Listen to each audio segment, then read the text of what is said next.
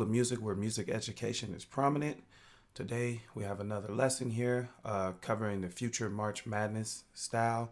This time we're going to go into, as promised, showing how you can now take the knowledge that we've learned from the style about how it's built and kind of create your own, type beat in that style. So I was able to create a lot of beats in the style and make a lot of money from it, selling the exclusives of them and so on and so forth. So there's a lot to be able to learn from a type beat. I've even, gotten an A-list placement based on a type beat that was covering the style. So you can change the style and a lot can come of that. So we will go over that. We will leave all information about the school in the description. So you'll be able to email me for your free consultation interview. And like I said, come join and learn and better yourself as a, overall musician and producer, and learn a lot of knowledge and the psychology behind the music. And we learn it all here, covering all subjects from the fundamentals and the theory and the composition and piano and production, mixing, and plenty more. So without further ado, let's get right into the lesson. So picking up from where we left off in the March Madness style. Now we're hanging around the 120 tempo, but what's really important, as you see here, is, as we covered, is the triplet nature of the track. Okay, so remember that the melody is based on triplets. So for those of you viewing who have not seen the tutorial, go back and look at the coverage of the March Madness, so you know where we are and what the style encompasses. And then from that point on, you may want to return here and check this out. So anyhow, so as we learn more and more the way of the SPAnonymous School of Music, we learn about Tonal Center and we learn how to build the beats. I think a lot of guys, we're getting a lot of feedback from people how much we're, been helping them for years now, and they're really getting the concept. So we're going to keep building and keep blessing people out there. Now, we're going to build the Tonal Center here. So the first thing we did, of course, we set our tempo up in the 120s, and we want to build a melody or a tonal center of some sort, maybe a chord progression that is based on a triplet shaped figure. So here we lie in a minor key. We're in the key of E minor, okay, which is E, F sharp, G, A, B, C, okay, D natural, and then of course the tonic E. Now remember that E minor is the relative minor of G major. If you go to G and you do the same succession of notes from E minor, you will just be running through the G major scale. G, A, B, C, D, E, F sharp, and G. Okay, these keys obviously are very closely related, as they're actually directly related, okay, and somewhat very similar. Okay, this exact same notes. So anyhow, we were going to be in the relative minor E minor. So E minor lies on the 6th scale degree, which is the Aeolian Mode. So we're going to go ahead and build a melody from the Aeolian Mode. Okay, so what we have here looks like open fifth. Okay, so we have a open fifth. Okay, and what that basically means is that the interval from E to B is a fifth, and it's open because there are no notes in between. So we have open fifth to the octave, and then it does the same thing, goes up a fourth now to the octave. So this is an open fifth, and then, or a fifth locked in between an octave. And we're just outlining the chord, which is the one chord, which is E minor. Here you have an F sharp, which is the 9. Okay, so again, let's show you why that's the 9. So here you have 1 is E, right? You're counting up the scale. 2, F sharp, 3, G, 4, A, 5, B, 6, C, 7, D, okay, and then 8, right? And then wouldn't this be the 9 up here? So this is your 9, and remember the 9 is going to add coloration, and then here is our first quality tone. What is a quality tone? Quality tone is a tone that reveals the quality of whatever melodic fragment. In this case, this is a manual arpeggio, okay, so we're learning about the manual arp. Okay, so that means we're arpeggiating a chord. And what is the chord? So we're learning the chord is, we've got the open fifth, we have the minor third here, like I said, it's a quality tone, which reveals the quality of the chord, whether the quality being whether it be minor, diminished, augmented, dominant, right? So on and so forth, major. And so now we revealed the quality, which is a minor quality, and then it has a 9. So as of now, we're dealing with a minor 9, and then here we're just hitting the fifth again. So this is the pattern. Notice that the pattern is in triplet shapes. Okay, so here you have triplet, right? So 2, triplet shapes here. All right, and this is going to keep repeating. So we set the pretty much a mood of what we want to do. We want to keep it open, okay, through the bottom here, and then we want to add the qualities and colors up here. All right, so notice that we're going to do some rhythmic displacement. We learned about that. All of these tutorials that SPAnonymous School of Music has put out has covered a lot of these things and taught them. I strongly advise those watching to go back to those tutorials, whether it be the Drake's God Plan or Tekashi 6ix9ine Gummo or Nipsey Hussle or all the other future things we covered. They're very, very vital and important. And then you'll see references there to the rhythmic displacement, which is basically showing here we have triplet, triplet, and you would expect the same pattern, but not, right? The triplet is not there, okay? And then also, you have melodic variation and melodic displacement. How when we're coming around here on the beat 2, measure 2, how the triplet, we're going to break the triplet and now just have one note here and then break the triplet in the middle and then pick up. This is also anticipation, right? So typically we have the anticipation here. Typically the bass note, which is E, right, our root note, was on the downbeat, but here, as you see, we're coming on the third note of the triplet. So this is also a form of rhythmic displacement, but it's also anticipation, right? So we know that the E will be on the downbeat, but we're anticipating it early on. And then you see this go on here, and when we play this for you, you'll see the amazing fragmented shape that it provides when you do this. So here, again, we're starting to come down here now. So same notes, but like I said, I'm just showing you, and this is showing you the simplicity of, when you are creating music, that even though it's just an E minor add 9, that just with those notes alone, by variation and compositional techniques, you can have longevity with the idea of just one chord, and this creates and sets the tone for modal music. So anyhow, as you can see, these shapes go ahead and repeat. So another triplet, right? And we have the 9. Okay, so we go back up. Okay, same thing here. So it's just the same thing, right? A minor 9 that is variated and displaced here and there rhythmically and melodically, and it keeps changing. Okay, so this is all minor add 9. Okay, and here we're going to go ahead, and as you see, so anytime you see this, there's an anticipation, right? So look at all these anticipations except here, right? So we have 2 anticipations followed by the ones that are exactly on the downbeat, and then back on the downbeat and more anticipation, and then more here. Anyhow, so now we're going to change the chord to the 6th chord, okay, and it's the same concept. So that's why composition and music theory is very important, because if you know it, you can say, okay, I can take this same shape and I'm going to go ahead and move. This is the shape, right? The shape is the shape of an open fifth to an octave, followed by filling out the chord in a possible high point, okay, for the highest note, basically, which is B as of now. So anyway, same concept, right? We're going to go open fifth octave here on the 6th chord, okay, and we're going to use the same thing. Now the chord changes, right? So now you have a C major, which is the 6th chord, it's the 6th scale degree, and E natural minor right here. 1, 2, 3, 4, 5, 6, right? So you're there. And what then happens is we now have the F sharp. Now, knowing your modes is very important. So here's the Aeolian mode, which is where we start on. And when we go to the 6th scale degree, we're now in Lydian mode. Okay, if you know what Lydian mode, why is the Lydian mode different from the Ionian mode, which is in this case would be G major, the relative major. It's different. They're both major chords and 7th chords, but when you go through the extensions, Lydian has what we call a sharp 11 or flat 5, whatever, but it's more correctly called as a sharp 11. Okay, in the case of C, the sharp 11 will be F. So let's go over that explanation. C is 1, D, okay, is 2, and then 3, and then F, okay, which is the sharp 11, because you're going to add 7 if it's played up an octave, right? Just add 7. So that's how you get the number 11, right? It's not just numbers thrown around here. And so that's going to provide a certain feel and color there. And then, of course, you have the 5th. Notice here's the major 7th, that the 3rd is omitted. Right? Okay, so the 3rd is omitted for now. And then this pattern will go on, okay? So this time around, however, look what happens. When we bring the melody back down, as we did here, now we have an opportunity to hit the E, which is only the 2nd quality tone. B is the major 7th to C, so that was the 1st quality tone. So we got a lot of color immediately by having a what we call a Lydian chord, okay, or a major 7 flat, major 7 sharp 11, basically, okay?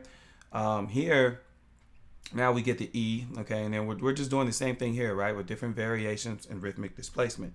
all right, and bringing the melody down, okay, and then we're going to repeat it again in just different patterns and different shapes. Look at here, notice that we hit a D, so now we've now hit a 9. So a lot of color, you will notice, will be in the second shape. So let's explain why. Because the more you extend through a chord, the more feeling and expression you will get, and the more color you will get. This, okay, is a triad with the added 9th. This is an entire major 7th chord, okay, that is altered because it has a sharp 11, and then also it then has the 9. So it's a bigger chord. It's going to have more color, all right, and more feeling and emotion on the second part, all right.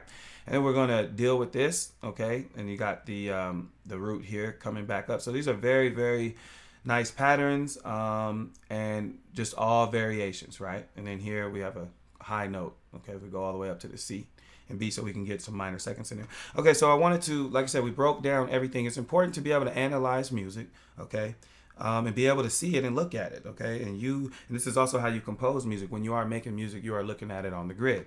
So now that we know everything that's going on, we know this is not necessarily a chord progression. What this is a manual art, okay? These are arpeggios, right? When you guys use arts and you click the button, it's playing all these patterns for you. But I'm teaching you that an arpeggio is just arpeggiating the notes in between the chords, and you can add colorations and nines, extensions, or whatever. But this is typically modal music, okay? And we're just going to switch the mode here. All right, now let's take a listen.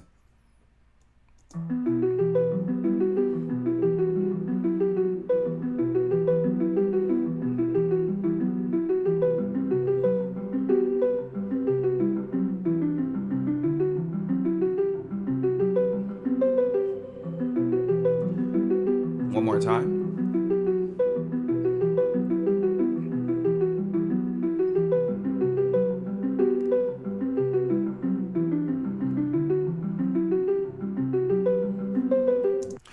So right away, you can see that just by setting a tonal center, you can establish the entire track, the entire beat. By us creating this tonal center, already we know, look, what did we learn? We know what key we're in. We're in the key of G major, but we're in the relative minor, so we're in E natural minor. We know what the chords are. We know what the possibility our notes are, because they're going to have to adhere to the E minor G major scale. So we got our notes, and we even know chords, the reference to the chords that are being used in these arpeggios. So this is going to help you, obviously. You can now put your bass line in, and any embellishments you'd like to add, or supporting melodies, or outlining melodies, or commentary, call and response melodies, or if you'd like to add long legato melodies. I would not add a staccato melody to this, because this is already a staccato rhythmic pattern. So adding more staccato on that, imagine seeing dots all over the paper, and it's going to get really messy and will not be concise in sound as it's transferred to our listeners' ears. So what we did notice here, though, I'm going to rewind here and put it at this point. What we did notice is that, notice there's a build up here. Okay, so we're going to reach up, okay, to the F, and then to the G, and then to a high point. So these are just things you can do. So we'll listen one more time and move on.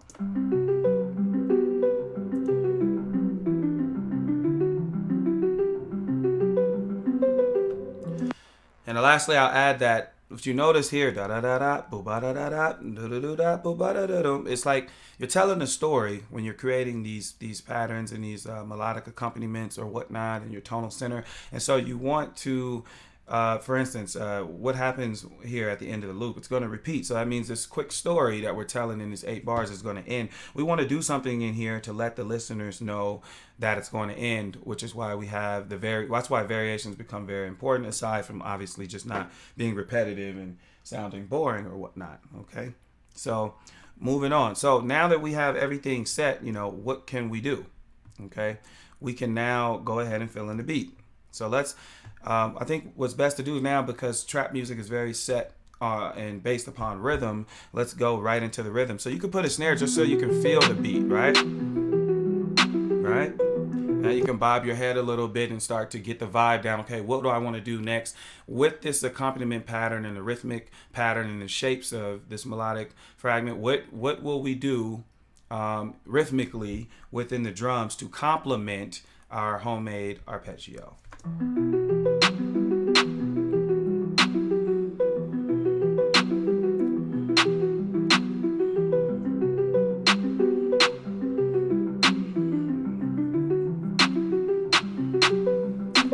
So you can kind of get a vibe. Now you say, okay, I like the vibe and feels. What would you want to do next? How about let's put a bass in. Now remember, the bass is the backbone of the track, okay? So here's the tonal center is the center of it, right? And now we need to provide the backbone of it so that it all is stabilized. So we're going to stabilize. Now, what do we mean? Why would that stabilize it? It's because, okay, here in the arpeggio patterns, right? Let's take a look. Look how here we are up here, okay? And what Fruity Loops consider the fourth and fifth registers. But the bass notes would be down here. As you guys know, a bass note will dictate the tonal center, right? So if we stuck, for instance, a G sharp back here, it would ruin everything because the G sharp is not in the scale and it's not the right note that we could put back there. So the bass is very important. It kind of controls the track as the backbone of it and holds it together. So that's why it's very important to get to the bass once you create the tonal center. So that way you can have the backbone and you know what your lowest tones will be, and then you can add the rest of the melodic elements. Okay, so we'll do that.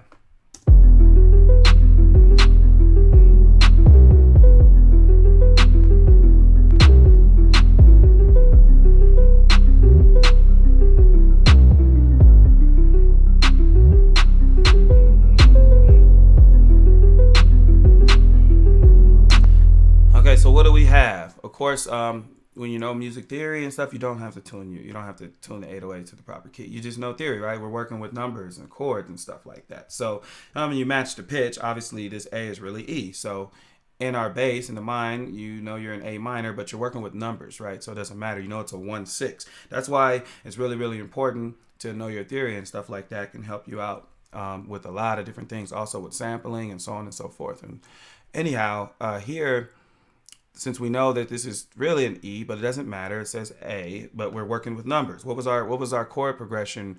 What was our implicated chord progression based on the arpeggio? It was a 1 and then a 6. So 1, A minor, 6, F, right? 1, 2, 3, 4, 5, and 6 right here. So it's really simple to do, or you're just in A minor in your mindset, but you're working off numbers. So anyway, now that we have that correct, notice how the tonal center, all it did was empower you as you go on with your composition. We know exactly what our bass notes are, right? We know it's 1-6, okay?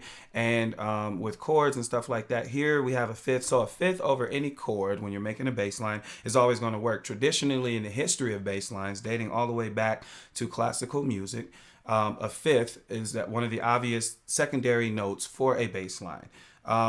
Obviously, you have your octave too, okay, which you'll see some octaves. We'll get to that. But anyhow, that is one of your primary moves in bass. So it's always going to work. Okay. So here you have a fifth here. Okay. And notice here we have something very, very interesting, which is the half step. Okay. Which is the flat 2. So this is a borrowed note. Okay. But it's really, really nice. So yeah, we borrow this note.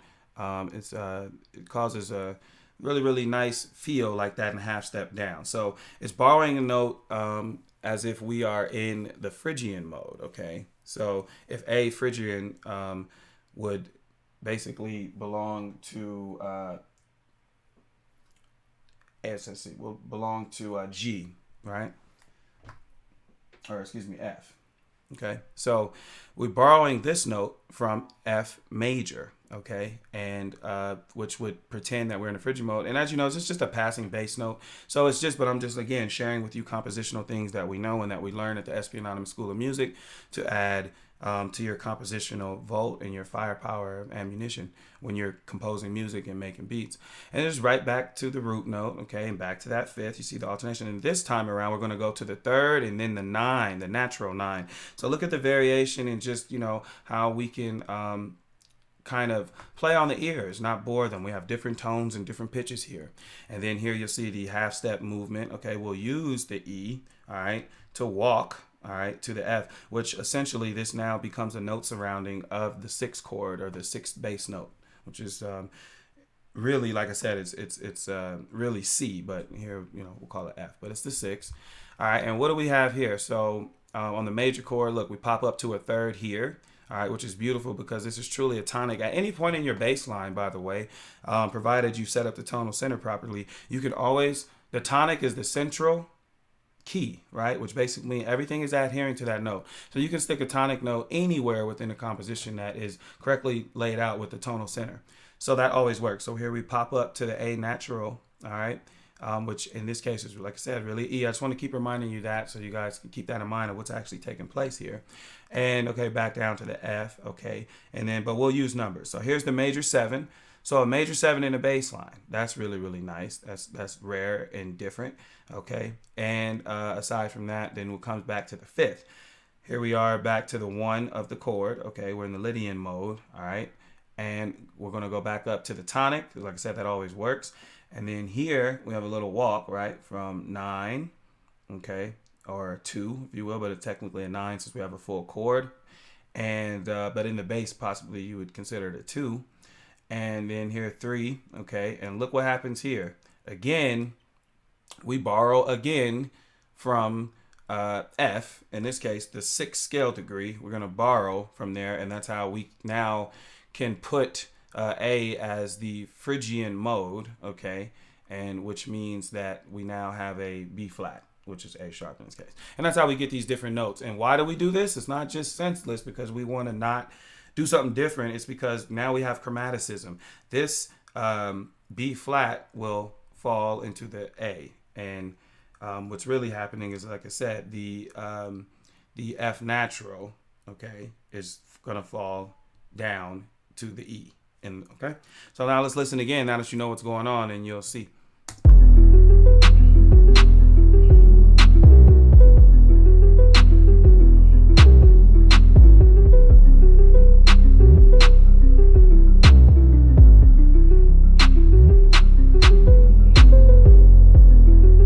See, and you get that chromaticism, and it's very, very, very nice. You see, doom, doom, doom.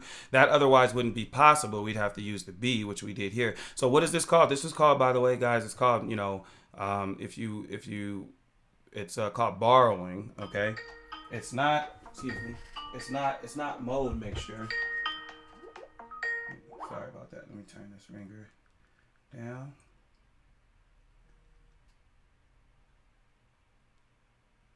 Okay, sorry, my apologies. So let's go ahead and move forward. But like I said, you're borrowing, right? We're borrowing. We've ended up borrowing from the 6th scale degree in the natural minor. It's major scale. It's very powerful techniques. So anyway, at that point, you see we got the rhythm going, and we want to just fill in the percussion, right? So there's a clap added, open hats and breaths.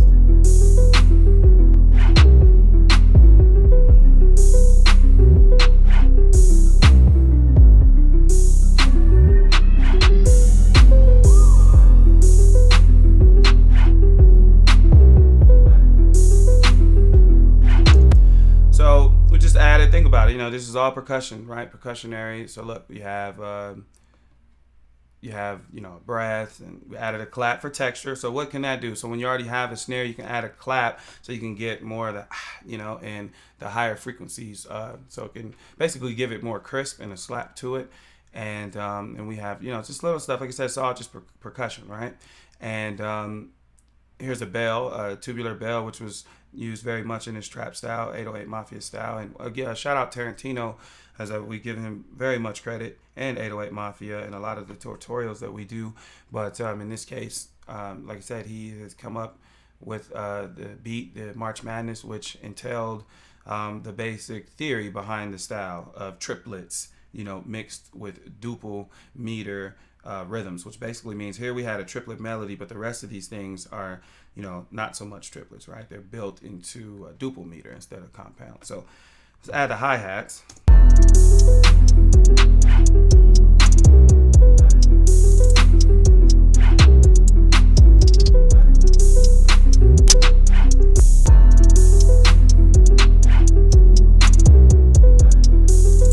Okay, so there's a rhythm. And if you'd like to then add the final punch, you just slap a kick on it. This is the sparse kick technique, where you basically using the kick on the downbeats when you're renewing every 4 bars. But then we throw a couple in here.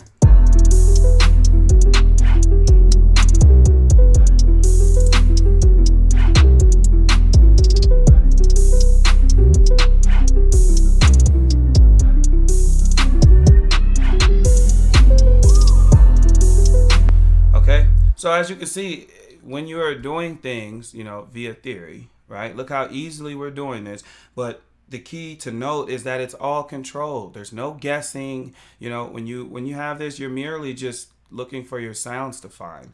There is no guessing. There's no, man, if I could find something hot or anything. You are directed via your musical knowledge, okay? So you are guided, you know, by your musical knowledge. So like I said, it's as simple as me picking out a key saying, okay, so you'll pick out your sound, right? And here we picked out the sound of this art, okay? You'll pick it out and you'll say, okay, I like this sound. You then do want to know music theory. You do want to know how to play the piano. You do want to know the keyboard and the MIDI and all this compositional techniques, because at that point, you're going to search, okay, for, now what a lot of people do, right, is they make a melody, okay, and then they Control A, okay, select all, and then move it up and down and try to find. Let me tell you why that is not okay and why it's not the best technique. You're not getting the best sound out. I'll explain to you why. Number one is this, okay, there's a reason why there's 12 different keys. And in this case, 24, right? 12 major, 12 minor. And the reason is because they all have a different sound. So while this pattern may sound good in E minor, if we were to move it to A minor or C sharp minor, it will not have the same feeling. It'll feel totally different. So the point that I'm making is that if you make a melody and you move it around, you're kind of being controlled by the computer. It's dictating your music. If you knew the theory and the music yourself, you can select the proper key yourself, and then you can get a better pattern into it. So again, to explain just a little bit further more, when I find the sound that I want, you know, I'm selecting the key. I play around on the keyboard to find the proper key for that particular sound. And I can promise you that certain sounds don't sound good with other keys. And this can alleviate all the time of you know, struggling to find how can I make it sound right. You can get it right from the jump. So for instance, you play around, okay, let's go here. So if you,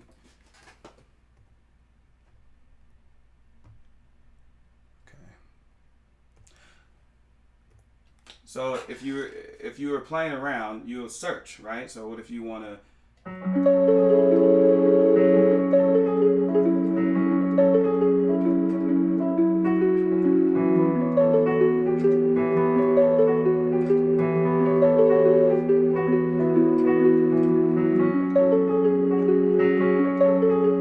okay, so that was an F sharp minor. However, the pattern itself is totally different from that, right? So, all right, so they're all different if you notice. I didn't realize my keyboard was on.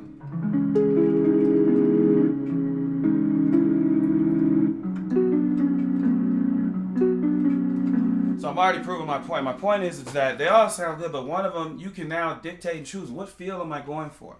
Am I going for the one that sounds most emotional? Am I going for the one that sounds most melodic?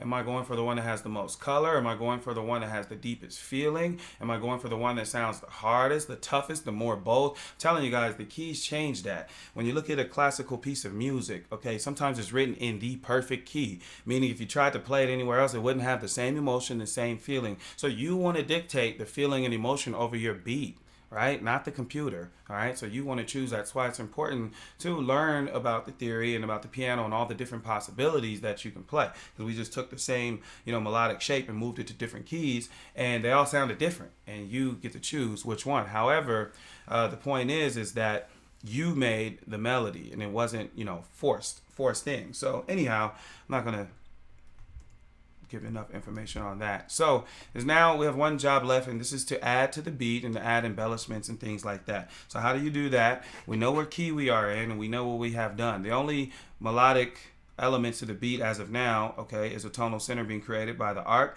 and then of course the bass line. Those are musical notes. Melodic meaning that they have tones, they have pitches, right?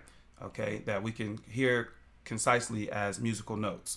Okay, so what do we want to do? Well, we have this staccato arpeggio, okay, and what we want to do is we want to possibly provide some singing elements to it, because the melody is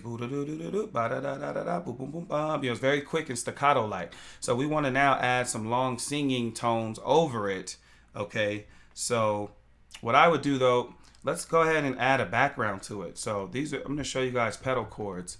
Okay, so if you guys know, you can go all the way back. I've been teaching about pedal points since 2016 to the public and the producer community.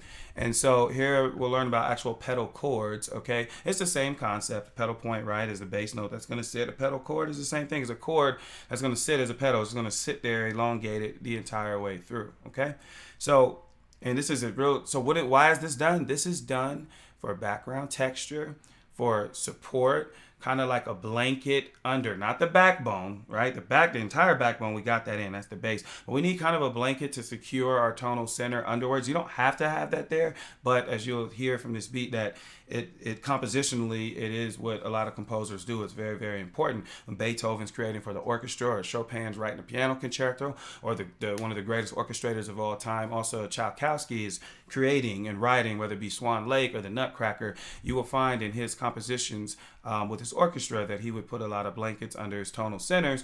And this is the concept. It's about texture. We're going to keep that in mind. All right. We are, working with textures and colorations and stuff like that. And this will also give it a floating sense, and it also becomes a pad. All right. So all you have to do in this case, we're in modal. We're modal music. You can always sit on the modal chord. So we'll just play the E minor, and it's just a pedal. All this is doing is, aside from what I just listed in terms of, the theory of why as well, to add to it, is that it's solidifying the Aeolian mode, and it's making sure that the tonal center, it can never move, it can never be lost, because now we're going to put this blanket here and secure the E minor chord the entire time in the feels and vibes.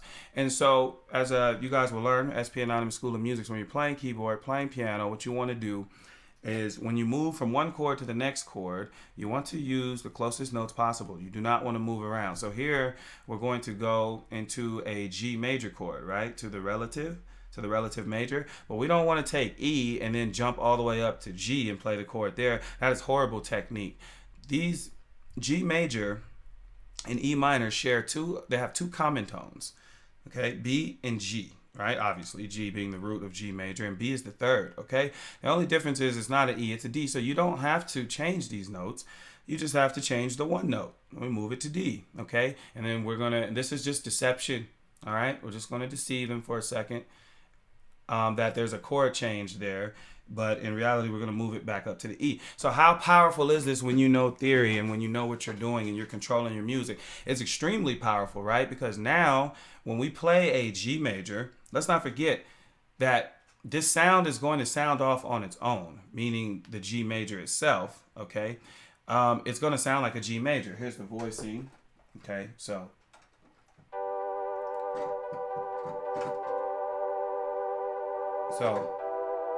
right, and then so you hear the G major, you can hear the major quality, and then you hear the minor. So it's gonna sound out as its full G major, and all this is doing is giving you more complex sound to your composition, because in all actuality there's a C major chord taking place here on the fifth measure. So when you add a G major, okay, we already went over chord tones, you're going to get the 9 here in the fifth and the major seventh again. So again, this is going to add immediate color, because there's a 9 and an elongated legato note here, very beautiful. And of course you have your fifth, which is not a quality tone at all.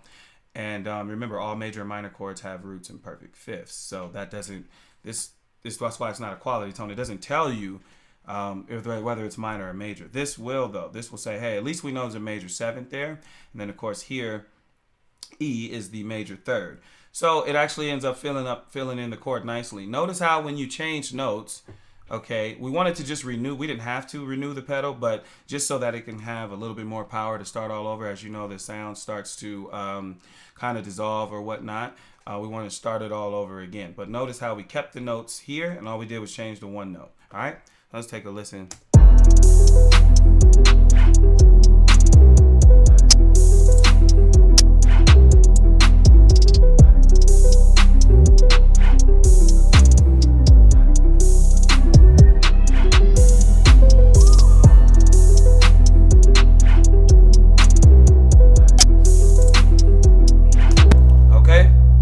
So Now you can hear it. You see what that texture did, how it gave it, just as I explained it perfectly, as a blanket under the tonal center to secure, okay, our modality, all right, to secure the modes that we are in. Okay, and also, not only did it do that, it really secured that it's E minor, okay, that we are, okay, and that's what that kind of stuff does. So, now that we have that,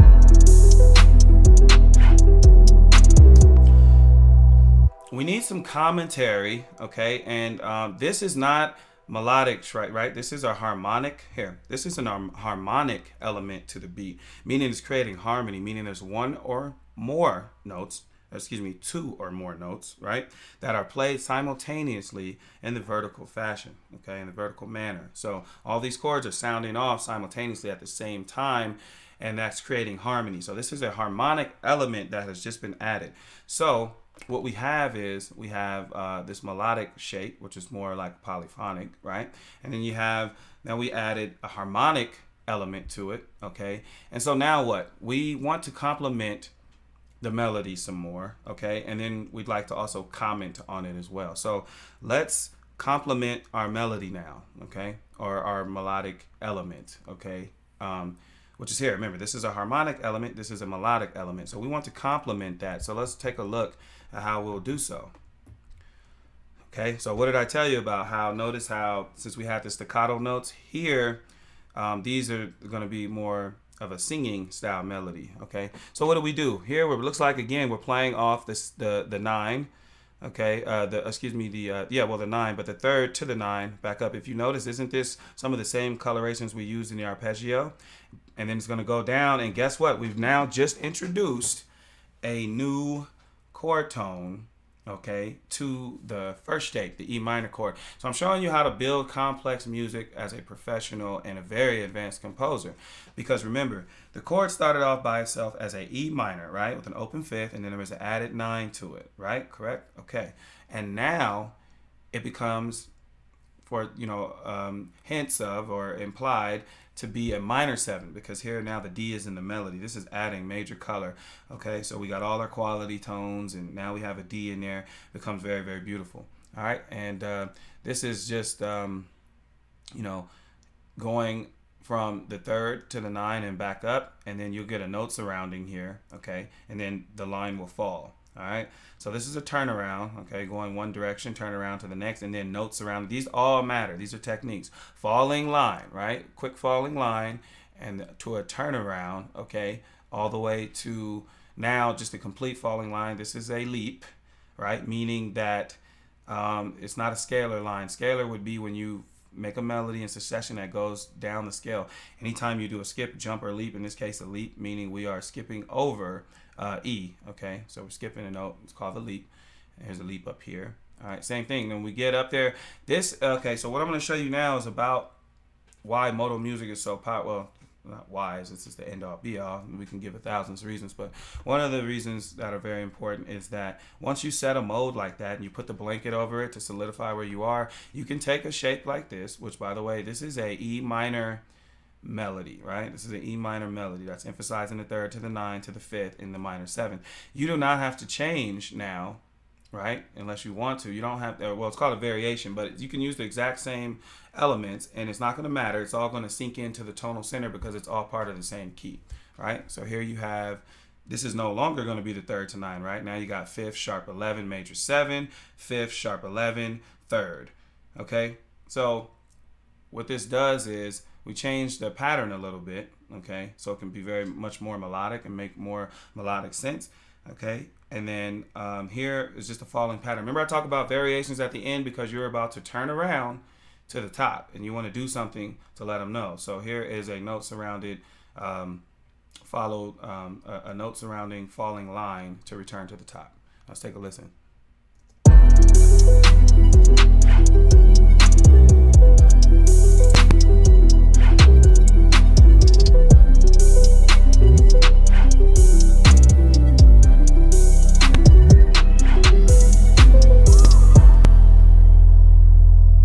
Okay, so what we'll do,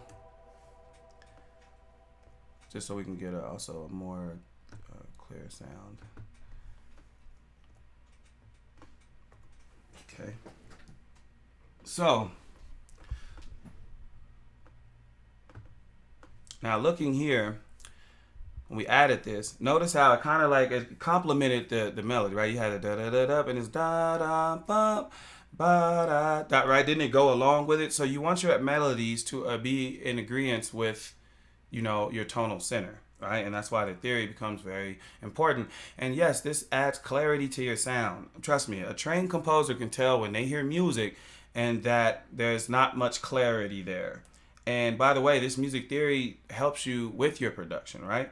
Not like literally the production, because when you learn more about music, which is what you're creating on your DAW, you then make certain decisions with your mixing and your shaping because you understand what the elements are. There's something also called a level of importance or order of operations, but rather a level of importance to where these melodies, these shapes, and all these rhythms, the drums, everything, they all have a certain level of importance, with obviously the tonal center being the most important along with the bass, right?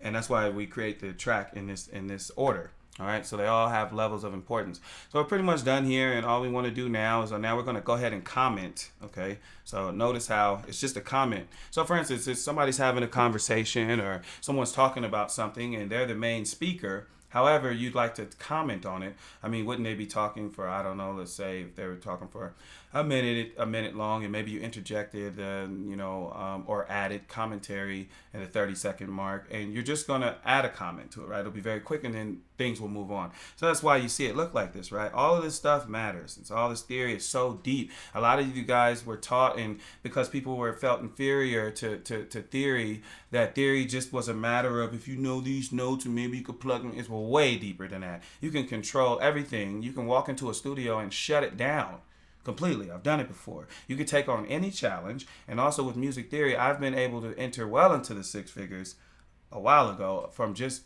making music, and that's what we all want to do. I'm just here to help to make sure that everybody is the best version of themselves, right? Is able to make as much money as possible, and have a career of longevity, within production and commercial music and whatever else you may will, because there's other things that you can do as well. All right, now here, all right, we have a similar concept. Now look what's happening here. For the first time, we're now going to do a play on the sharp 5, right? So 5 sharp 5 tonic. See, so we're adding more and more every time. So now the E minor chord is going to have hints of a sharp 5 in there. So now you're talking a minor 7, add a 9, and now the sharp 5, play off of it for the chromaticism. It's beautiful. And look what we have here, A. And now we have an 11. So we've hinted at a full minor 11 chord, all right, and even adding a sharp 5 to play around with. This is complexity, okay?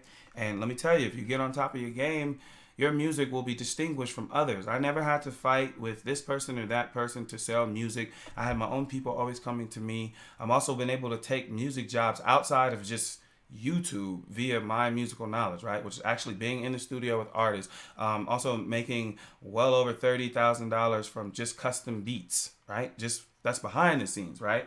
And so think about it. When you have a certain skill set of musical knowledge, you can open up some revenue in your custom beat department, because now people are going to say, this person knows music theory and is a real composer. So if I have an idea for a musical composition or a beat, I can ask them and they'll know exactly what I'm saying. Hey, I want a beat, like say in this case, right? Let me get like a March Madness type beat, you know what I'm saying? And that they can leave it at that, right? Because you can break down the elements of March Madness and then you can change it and add different things. How many March Madness type beats did I do? I think I did like 6, and they all, I sold mostly all of them, right? And leased them a bunch of times, made a lot of money. This dates back to 2015. All right, our future beats alone, I believe, I'm going to throw a number out there. I believe I probably did for $40,000-$50,000 off just the style of this right here. So I have a lot of knowledge in this style. I'm very certified, okay? And so going down here to the major chord, all right, so we go back up. Now we're going to hit the sharp 11 to the 5th, and to the major 7, same thing, walk down to the E. We saw this pattern in the complementary, all right? So now let's take a listen to that.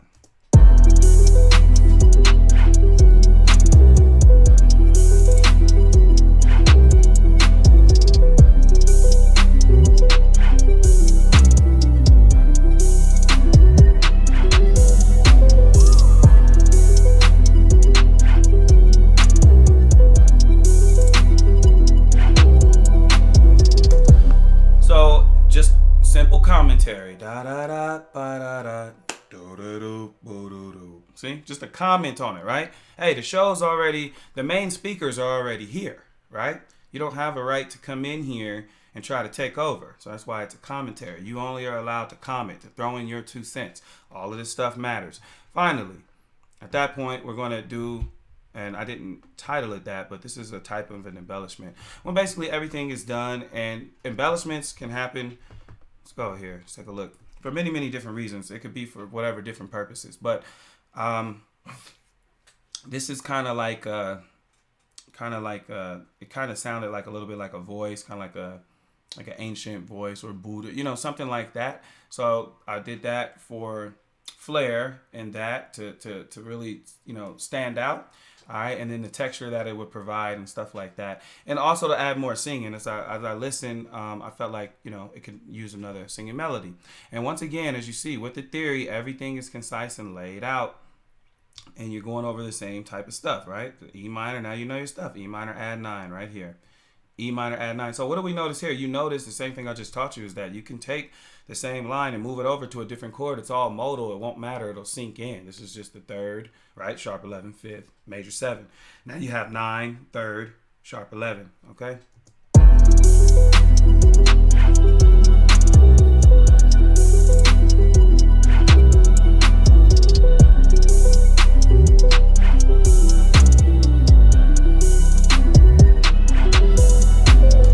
So this, so I didn't have a title. I haven't, you know, viewed this beat since I made it, right? Just open it and just teach it right off the top, improvise. Don't go over anything. But so actually I thought this was going to be a more of an embellishment, but it seems to be more of a response, right? It's a response to the complementary. So what I want you to observe is that the complementary will state its case there on the, and you will see that this will follow, and it will then create a call and response.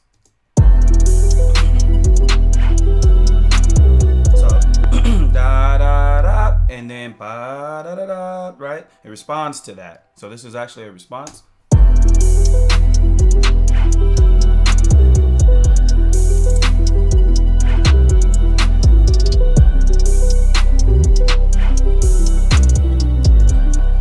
So rhythm is important. Notice that, and this is all dictated by the composition, by the way, guys. You don't just say, all right, I just want to put this here. The reason why is it has to be. There's already something here, and you can't put it there. So all of this matters. When you know your theory, everything's set in place. You didn't guess. No guessing, no nothing. Everything down, precise, concise, okay, very cohesive.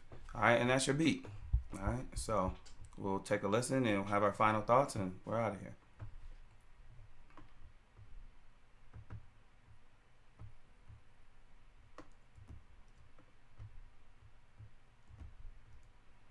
So I'll just compact this just a little bit so you can see everything. Oh, that's a little bit more. There you go. All right. He shoots him in the foot, he tells him to go fuck him. You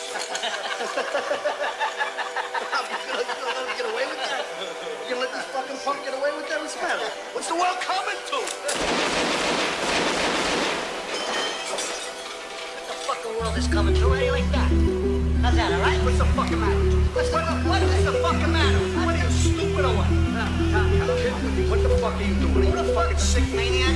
No, no, you're kidding. What do you mean you're kidding? You're breaking my fucking ball? I'm fucking kidding with you. You fucking shoot the guy? He's dead.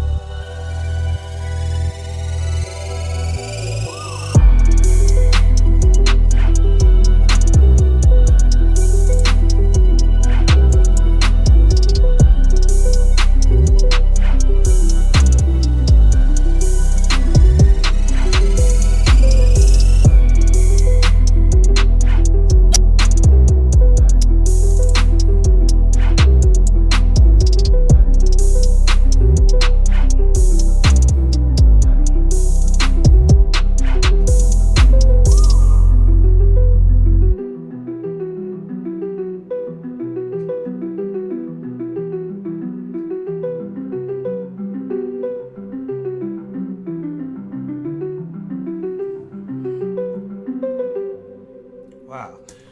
So just look how now that you knew how this whole thing was built and all the elements and what went inside of it, just how one chord, right, that started as a triad could create all that color, and just by rhythmic displacement, how this pattern could be so complex, but it's still just based on one simple 7 notes. And if you know the proper patterns and how to approach those 7 notes, look what you can come up with. So if you know what you're doing, right, you know these elements, and no, it's not going to happen overnight, right? You're not going to, from watching this video, I mean, this will obviously teach you tremendously, tons and tons and tons and tons of stuff, but you have to build on these elements, and I recommend that everyone learns everything from scratch, right? I'm explaining this stuff to you, but I know this stuff top to bottom.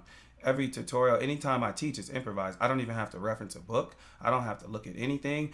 This could have been full of surprises. I haven't opened this beat since I made it in 2 years, right? And as soon as I open it up, I can explain to you top to bottom, perfect in a perfect way, the knowledge and theory behind it. And we will go over form later, but I think as of now, before we can jump to form, what are you what are you formalizing the music? So we're going over composition and all of those types of things first. So I highly strongly recommend that. This honestly is nothing. This is nothing at all. It's just a simple taste. But our guys in the SPAnonymous School of Music, they are fully trained, and they're getting fully trained, and they're learning every element of music, and we offer everything. We don't leave anything out, whether it's theory, fundamentals. We teach you how to read music, write it, play the piano. We go over all these styles, R&B, you name it. I mean, you're not missing a beat. Blues, anything, basically, we're covering all elements about it. And it's really, really special when you have a producer come to you from YouTube, join your school, and 7-8 months later, they're playing Chopin and Beethoven, right? Aside from making the best melodic beats. I mean, it's a beautiful thing. So, I highly, strongly encourage you guys to reach out. SPAnonymous School of Music, SPAnonMusicSchool at gmail.com. Email in the description. And you'll get a free consultation. So let me, can't turn that down. Let me talk to you and find out what your music goals and aspirations are. And let's see how we can help you and what we can provide for you so you could take proper steps and you becoming the best version of yourself. All right. So I also want to wish everybody peace and blessings. Let everybody know, I love you guys, and the Creator loves you, and stay positive and also spread love. All right. Peace and blessings. Maestro out.